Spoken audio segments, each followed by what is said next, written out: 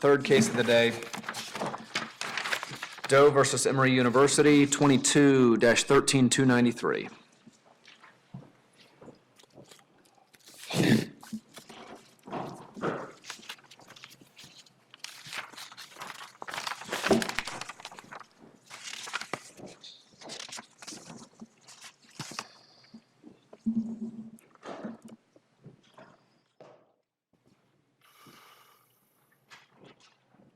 We have Ms. Levy here for the appellant, Mr. Boson for the appellee. Ms. Levy, no hurry, but whenever you're ready.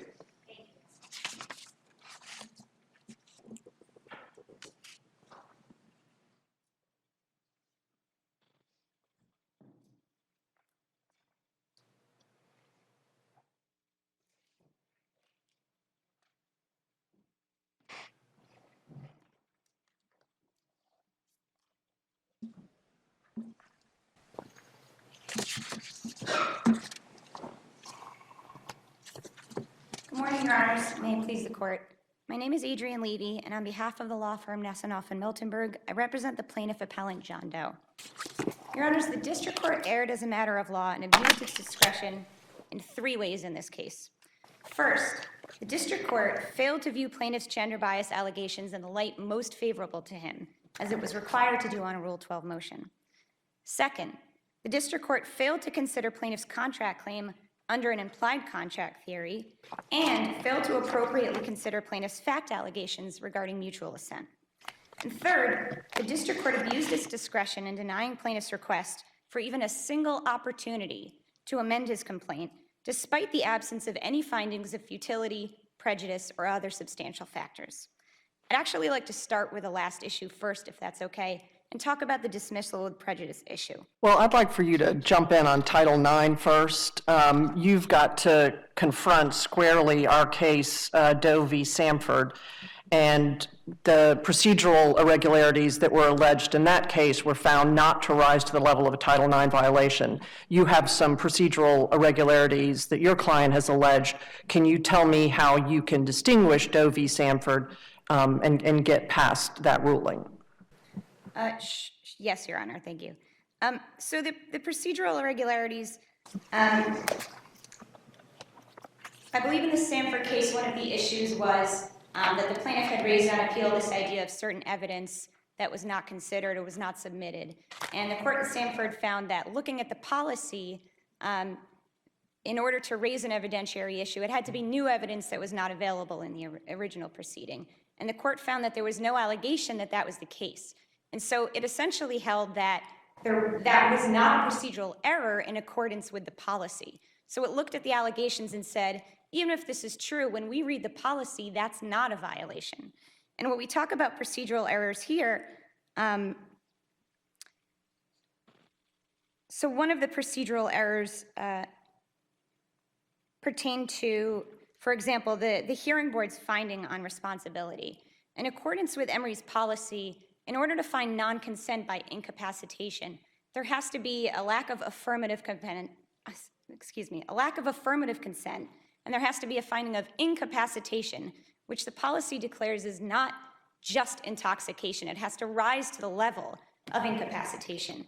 But the finding here was incapacitation, correct? Respectfully, the finding here was that Jane Roe could not give informed consent due to being intoxicated.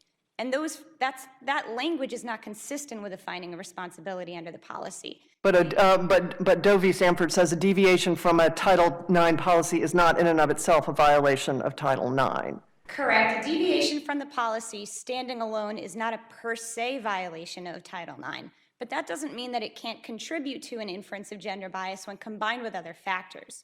And so we have those other factors here. For example, the complainant, Jane Roe, in this case, her initial report was that she was not intoxicated. She stated, "I was not incoherent, I was very aware."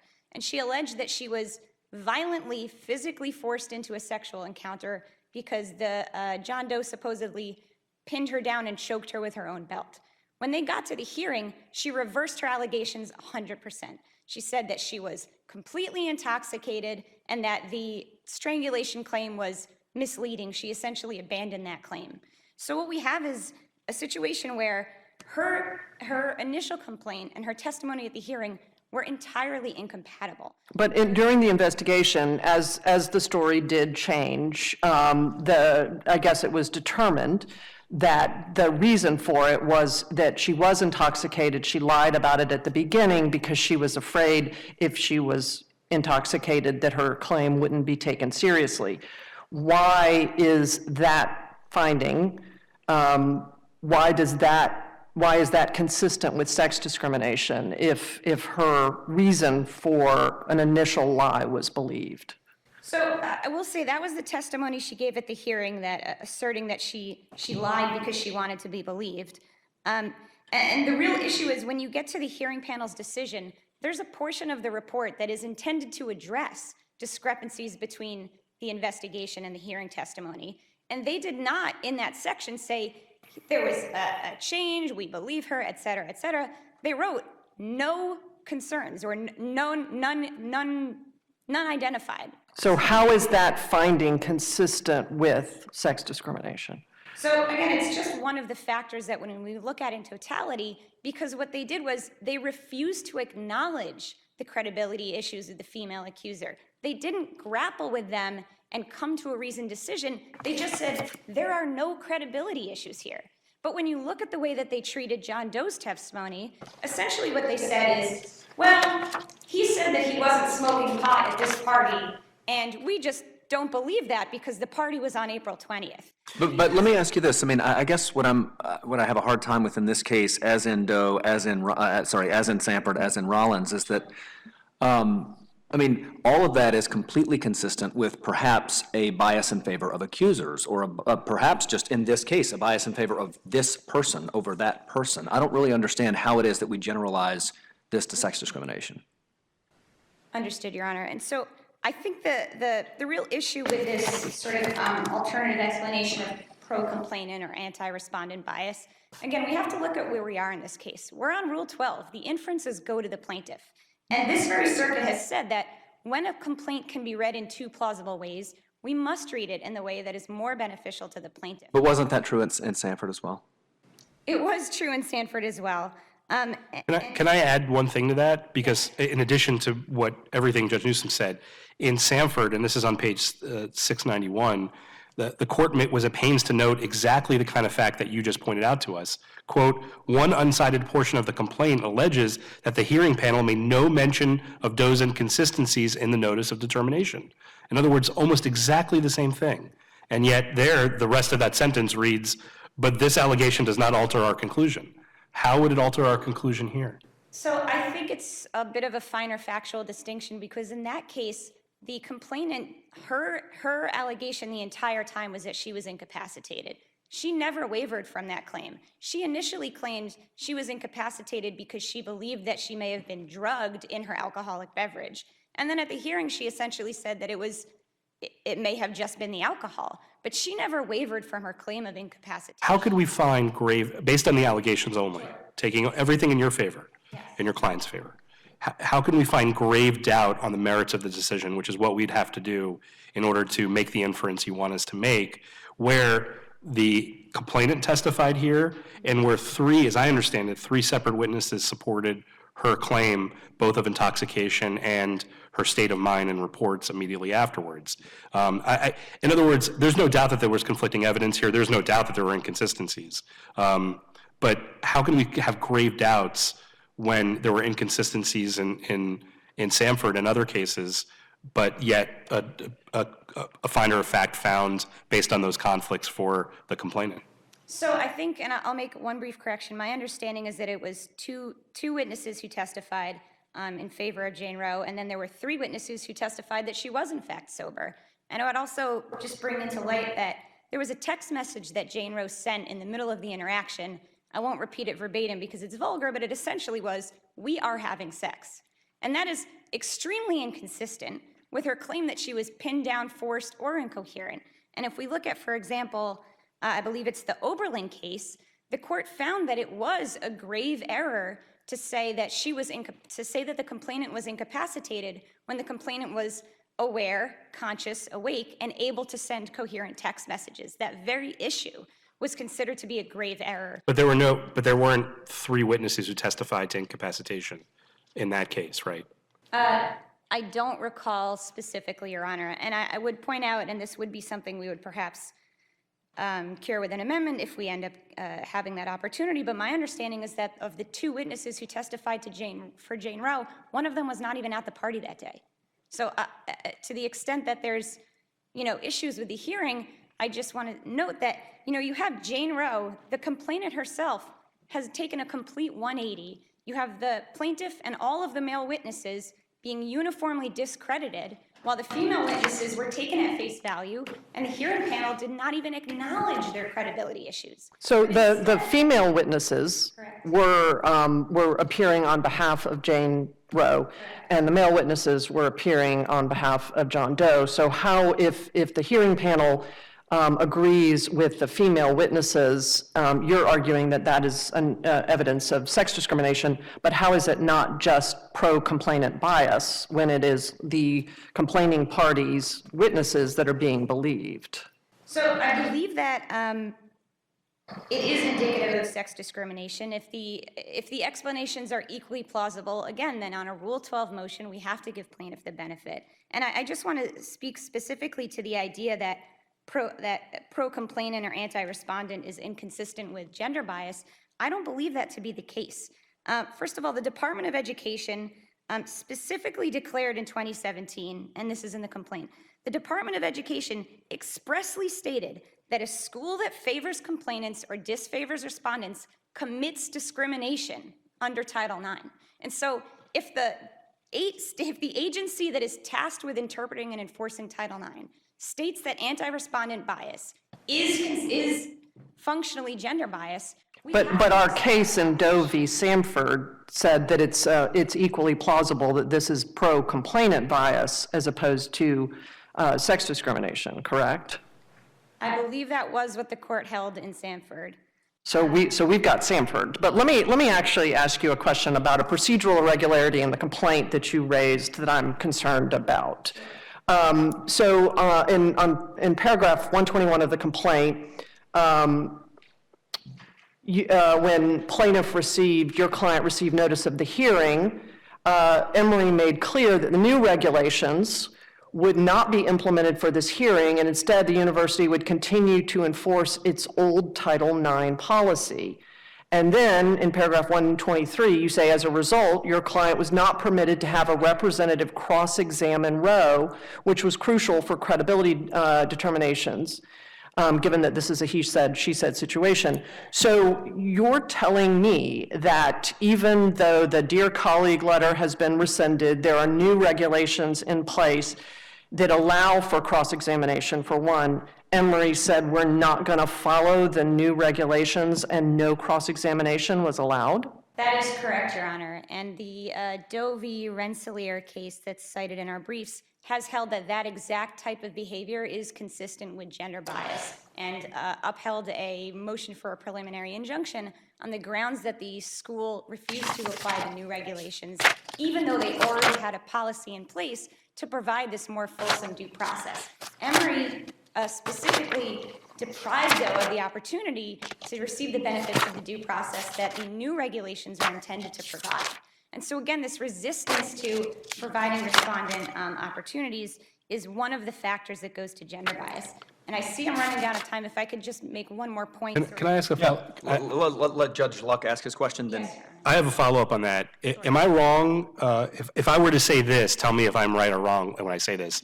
The new Title IX regulations that came out after the Dear Colleague letter was rescinded specifically stated that they were not retroactive to cases that were already in the pipeline.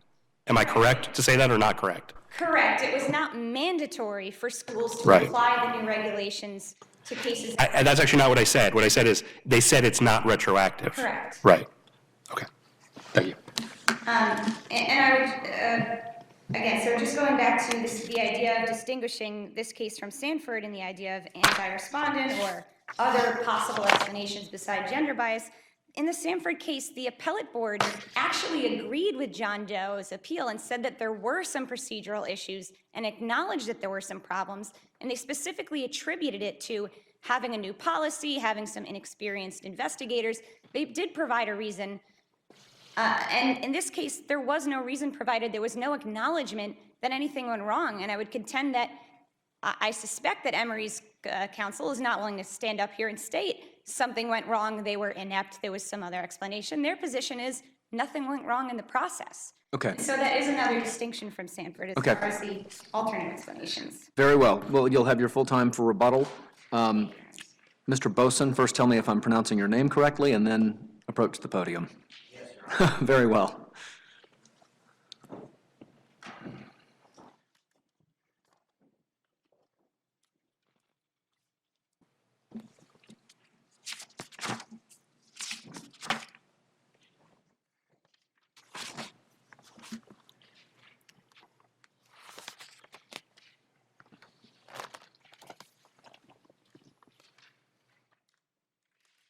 Your Honors, may it please the Court, my name is Joshua Boson, and I have the distinct privilege today of representing Emory University.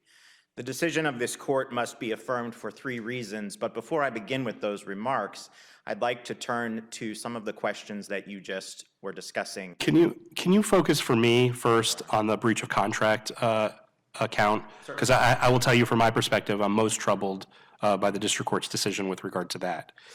So as I understand the district court's order, it ruled that Georgia requires mutual assent, meaning assent not just from the university, but assent from the student.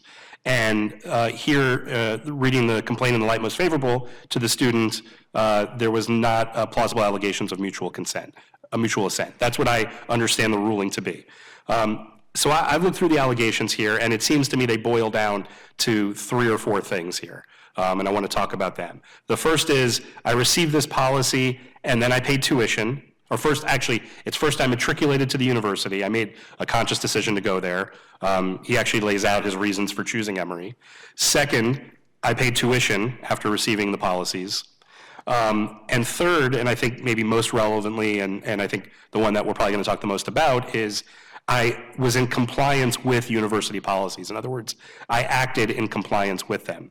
And while that alone is sort of standing alone in paragraph 176, the earlier paragraphs, and I won't go through them because there are many, show that he in fact went along with this long train, this 2-year train under Title VII for he showed up, he made allegations, or he responded, he sat down for interviews, he went through the hearing, which seems to me to be compliance with the university's policies for Title IX. So all that together, why is the district court not wrong that there was a plausible allegation of mutual assent by the student here?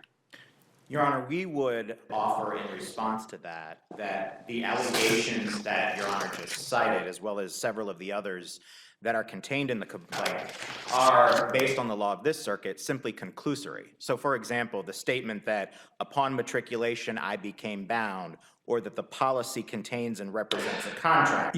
So let me be clear. The bound part is a conclusion, but I think everything I said was fact, not conclusion. So let's focus on the things that I said. So I know what the district court said. Matriculating to a university after receiving under notice of the policies, that's a fact. I matriculated there. I paid tuition is a fact. I complied is a fact. That's possibly maybe conclusory, but then it's added with all the steps he took in complying with and in working with the Title IX framework that was within the policy here. And we, as you point out, we have the policy because it was attached to the response to, or attached to the motion to dismiss and the response to it. So how is that not enough? So I think one way to address the question, Your Honor, may be to differentiate between what might be a proper way to plead a claim under Georgia law versus what might be the proper way to plead a claim in federal court, which is the jurisdiction that the plaintiff chose when bringing the breach of contract claim. So OCGA 13-331 says that to constitute a valid contract, of course we know this, there must be parties to the contract, consideration, and mutual assent. The Georgia Court of Appeals in Broughton v. Johnson stated that the burden of pleading and proving the elements of a contract are the subject matter, consideration, and mutual assent by all the parties. The factual allegations that Your Honor has cited to and relies on, I would offer may in fact have been sufficient if this case was pending in a Georgia court where simple notice pleading is the standard. But here in federal court, under Rule 8, the requirement is that each of those elements may be specifically pleaded. So if we look at the allegations as set forth, the court would be making an implication or an inference of mutual. But as I understand Iqbal and Twombly and the cases there, all that's required is a plausible pleading, but we make reasonable inferences from the pleadings in favor of the non-moving party, right? We do make reasonable inferences in favor of the non-moving party, but that does not excuse the fact that the plaintiff does not make a specific finding or a specific allegation of assent. Well, I'm not sure that's right. I mean, I actually think the language that you cite, or that you referred to as conclusory earlier on page 42, I don't have the paragraph number, but I mean, there's actually an allegation. Upon plaintiff's matriculation to Emory, plaintiff and Emory became mutually bound. And then there's the stuff that Judge Luck has been talking to you about that sort of fleshes out that allegation. So I don't think that we can say that he never made an allegation of mutual assent. I think he did in black and white. And then he sort of fleshed out the theory in the complaint. So if we assume for the fact that he properly made an allegation of mutual assent, I still think that it is problematic for purposes of evaluating the contract claim, because if you assume that to be true, there is still this question of whether or not he sufficiently pleaded an express contract or an implied. Well, didn't he say it could be either? Didn't he explicitly say it could be either? No, he did not specifically say it could be. Well, in his pleadings, he said it could be either, right? It is not, Your Honor. Well, let me ask you this. For purposes of mutual assent under Georgia law, it doesn't matter if it's oral or written, right? Oral or written, or implicit or implied or. Either of those things. Well, I think there is a. In other words, it requires mutual assent no matter what. If it's an express contract, my mutual assent generally is evidenced by the signature on the bottom line. So if it's an implied contract, it's generally done through conduct, right? Correct. Okay, so here there's not, you don't, maybe they should, but they don't sign the bottom line of the policies and procedures of the school, but you're handed the notebook when you first get there. That's what we understand to have happened here. And he says, I entered the university, I accepted its admission there, understanding these policies, I believed myself to be bound by those things, I paid tuition understanding that, and then I acted in accordance with it. I complied with those policies. So again, why is that not conduct for even an implied contract? Well, with respect to an implied contract, Your Honor, if you assume for the moment, for sake of argument, that assent was properly pleaded, which of course we do not concede, an important element of pleading implied contract is that there exists a policy or practice between the parties that is customary. And in this case, especially if you look at paragraph 176 of the complaint, where this issue is alleged, there is no discussion at all of a custom of that existed between these two parties. Now, this is Isn't the allegation though that there's a written set of policies and procedures that's given to you when you're admitted? It includes the Title IX policy, and based on that, I did the 4 things I've laid out now. I'm not going to repeat myself. Well, that may very well be true, but there is no specific allegation to the plaintiff himself. And in the putative class action that is now pending against Emory that was before Judge Thrash in 2021, this exact issue was raised. And in that case, the court said that to evaluate an implied contract theory, assume for the moment that mutual assent exists. If there is no specific allegation of custom and practice as between the parties, the actual parties themselves, then there can be no implied contract theory that will lie. Is there any other argument you have with regard to breach of contract that we want to talk about? I do think, Your Honors, that with respect to the breach of contract argument, it is telling, and we lay this out in our briefs, that the policy upon which plaintiff relies is amendable at will. And there is. Show me where that it says amendable at will. I understand the allegation is every year they sort of update their policies. That makes sense as stuff happens, as new classes come, because it includes courses and things. So I get that, but where does it say in the policy that we have in this record that it's amendable at will? It does not specifically say that, Your Honor. That seems to be problematic. I don't think it's problematic, Your Honor, because the plaintiff specifically alleges in his complaint and acknowledges that the policy is updated and changed annually. But does the complaint, can we infer against the plaintiff from the complaint that the policy is amendable at will? Without any input from him or other students or community or anything like that? That Emory has a unilateral ability, can we infer from the complaint that Emory has the unilateral ability to update its policies at will? I don't think that that is an improper inference, Your Honor, at this point, when the plaintiff affirmatively states in his allegations that the policy is amendable each and every year. I mean, that is not Amendable something or that he amended? hides from. Amended. Amended. That is not something that he hides from. In fact, it's an affirmative allegation, so I don't think that would be an adverse inference drawn in his favor. But isn't amending a policy, having a school amend a policy at the beginning of each school year very different from an amendable at will throughout the course of the year without any notice to the student? Isn't that different? Your Honor, I would suggest it's not different because if you look at the actual policy 8.2, which we appended to our motion to dismiss, there's a very clear history of how the policy is amended and how many times it was amended. And in this case, consistent with plaintiff's allegations in the complaint, it was actually amended or revised 17 times, sometimes multiple times in a year. To say that that is inconsistent with the law regarding the amendability doctrine, which is that if something is amendable at will, it cannot therefore constitute a binding contract, we would proffer that that is not an inconsistent reading of existing Georgia law, the policy itself, and the allegations that plaintiff pleaded in his complaint. Can I ask you a procedural question about what happens next? So let's assume for the moment, this is just a pure speculation, that we reverse on the breach of contract claim, that we find that the district court improperly granted dismissal with regard to that.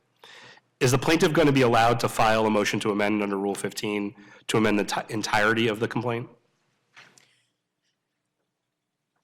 Under Rule, if the reversal is only on the contract claim, Your Honor, I expect one outcome would be that the Title IX claim, assuming that the court did not reverse on that basis, then there would be an opportunity conceivably for amendment to occur. But the problem there, Your Honor, is that the court, based on the body of law in this circuit, would suggest that dismissal would be appropriate for lack of subject matter jurisdiction. And while that is not mandatory, in many of the court's recent cases in the district where there is no pending federal claim that remains, in such a case, they may in fact refuse to exercise. You have to go through the analysis under 1367C, right? Yes. Okay, all right. But there will at least be an opportunity to amend before that decision would be made, right? I think it's an interesting procedural question because if the case gets sent back with a direction that the court reconsider, the court may find that it lacks jurisdiction if the only question before it is the remaining contract claim. So it may be that no amendment could be had until there was a determination of the proper venue at that point in time for potentially refiling. Now, the court may very well say, based on the decision of the 11th Circuit, we're going to continue, I'll accept supplemental jurisdiction, amend your complaint. But that is fully within the court's discretion. Let me ask you some questions about Title IX. So obviously, as we have discussed, Doe v. Samford does a lot of work that is helpful to Emory in this case. But in this case, Doe v. Samford does talk about a pro-complainant bias not rising to the issue of sex discrimination. But here, at least the argument would be that it goes beyond pro-complainant bias, that it's not just favoring the testimony of Jane Roe, that it's favoring all of her witnesses to the exclusion of John Doe's witnesses. Is that a distinguishing factor here? And if it is different from the Samford University case, does that carry the day for her?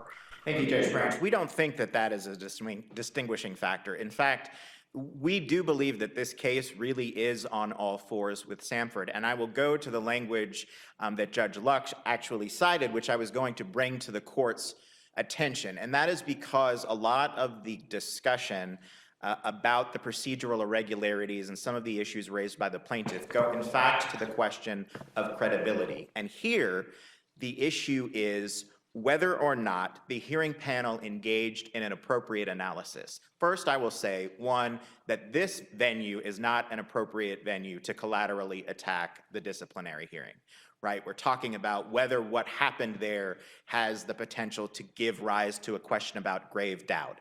The decision in this case is quite different than the decision where the grave doubt theory originated in the Sixth Circuit in the Oberlin case. In that particular instance, there was a substantial difference between what the hearing panel actually found and the allegations of incapacitation that the investigator found. Clearly different. In that case, there was clear evidence that the complainant asked for a condom, that there was text messages, that there were conversations. This whole idea of intoxication and incapacitation was treated very differently than it was here. In our case, where there was a credibility determination made by the hearing panel, and to go back to the language cited by Judge Luck, you know, it's interesting that the court hones in on this in Sanford that says we regularly permit fact finders to make unstated but implicit credibility determinations in more formal settings than school disciplinary hearings, such as in criminal proceedings. We cannot hold the hearing panel to a higher standard than we hold district courts, citing Board of Curators in the Supreme Court in 1978. So we would argue, Your Honor, that there is no substantial difference based on the facts in this case as to those in Sanford. I see my time has concluded. Thank you very much. All right, let's hear rebuttal. Your Honors, I'd just like to start with addressing one of the contentions by my colleague on the other side who stated that there was no allegation of express and implied contracts. I believe the specific complaint citation is in my briefs, but the complaint did specifically state that Emory breached express and implied agreements. So implied was specifically stated in the complaint. I have it at page 4, for what it's worth. I have it at page 4 of the complaint. With regard to the issue of that was asked of my colleague with regarding to amending the allegations, if this case is remanded back to the district court, I do want to note that this was brought on both federal jurisdiction and also diversity, so the district court would still have jurisdiction over the contract claim. Can I ask you about Kuritsky, which I think is not a surprise. It's a case that's cited by both of you guys. Kuritsky stated that Georgia law permits an expelled student to bring a breach of contract action against a private educational institution for failure to abide by the hearing procedures set forth in the student handbook. There are a few other cases that cite that dance around that, but Kuritsky says it very particularly. Now, Kuritsky is not a mutual assent case. Does that mean that inherently that any expelled student has a claim based on the policies and procedures, or is your understanding that Georgia law still does require mutual assent that has to be pled in a complaint? My understanding is that the Georgia state courts to resolve this issue have created, let's say, put a gloss on the mutual assent and essentially holding that the nature of the relationship between the student and the university is inherently contractual because of the dissemination of the policy and the payment of tuition. They haven't quite said it as articulately as you just did, right? It has never been made explicit. However, I would also note that none of the cases cited by Emory, and again, we're the appellant, but the burden is on Emory to prove that there's no claim. None of the cases cited by Emory addressed this issue on the pleadings. They quote almost exclusively from merits decisions that ultimately found there was no proof of these factors, but the cases from the Georgia state courts have consistently stated that this relationship specifically is inherently contractual. And absent something like an express waiver that's in the contract, the allegations of attending the school, complying with the policy, paying tuition, fall into mutual assent for the contract. And I believe that the 2021 Georgia District Court case addressing the Emory case, Judge Strasser's decision, sort of came to that exact conclusion. They held that it was not sufficient for an express contract, but it was sufficient for an implied contract. And so that's sort of exactly the situation that we have here. I did want to address just one more issue regarding the reconsidering the hearing board's credibility determinations and the quote that my colleague provided about, you know, it's not unusual for an adjudicator to make an unstated credibility determination. But the issue here is that Emory's appeal policy, their documents, specifically provide a section to do just that. So while it may be the case that in an ordinary judicial determination there are credibility decisions made without explicit statements as to how they were reached. Emory's process seemingly required a specific examination of the credibility issues. There was a section of the report dedicated to addressing inconsistencies. And rather than addressing the inconsistencies, Emory's hearing panel said, there are none. That is blatantly incorrect. And so that's the type of grave error that we get to when we talk about pushing this case over the plausibility line, getting around the issues that were identified in Sanford. I see that my time is up. Counsel, before you sit down, I have one thing that I want to address. I'm looking at your reply brief at page 9, footnote 6. And I'm not going to quote it out loud, but I will say this. I don't think it's appropriate to have that kind of intimation and implication in a brief like that where you're impugning the integrity of somebody. And counsel, let me finish. I just think it's something you should think seriously about. If you have the kind of issue you state here, there's a mechanism for doing that. But simply because somebody is associated with something doesn't mean that they are intentionally biased against you and acting contrary to their oath and contrary to their stated ethics. And I think having that implication is where they don't have the ability to respond to that is just not an appropriate thing to do. And I would ask you to please not put something like that when you file briefs in this court, okay? Yes, I understand, Your Honor, and I do apologize. And it was not my intention at all to impugn the integrity of the district judge. It was just my intention to bring to light the very human nature of the idea that, you know, if you were to ask me, I loved my law school. I had a great experience there. They gave me a scholarship that allowed me to go. I have very positive feelings about them. So if somebody came to me and made a negative assertion about my law school, human nature, I would inherently view that with skepticism. And so my purpose in the footnote was just to address this, you know, with regard to the issue of having judges decide on the pleadings what they think the most likely unspoken motivation of a party is, brings the issue of it's just human nature that some of these claims may be viewed with skepticism. It was not intended to be any sort of But counsel, accusation. And I appreciate the court's position, and I would not do that. and counsel, just to be clear, I attended Emory Law School. I have served on boards and currently serve on a board for Emory Law School that I have formally disclosed. I have formerly served on boards at Emory University. So that's up to you to decide what you want to do with that information, but just to be clear, but I join Judge Luck. I'm disappointed in that footnote. I understand, Your Honors, and again, I do apologize. It was not my intention to make any sort of accusation, but merely to acknowledge that having these decisions about someone else's unspoken state of mind on a Rule 12 motion leads to problems because it's just human nature, and it was not intended to be anything more than that. I do apologize again. Very well. We appreciate and accept the apology. We're going to take a 3-minute break. We'll be back promptly at 10 till. Brian, can I borrow you for a sec?